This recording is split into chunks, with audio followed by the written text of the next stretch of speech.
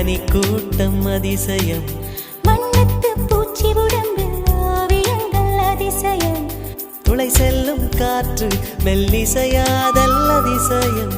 குருநாதர் இல்லாத குயில் பாட்டு அதிசயம் அதிசயமே அசந்து போகும் நீ எந்த அதிசயம் அஜூபா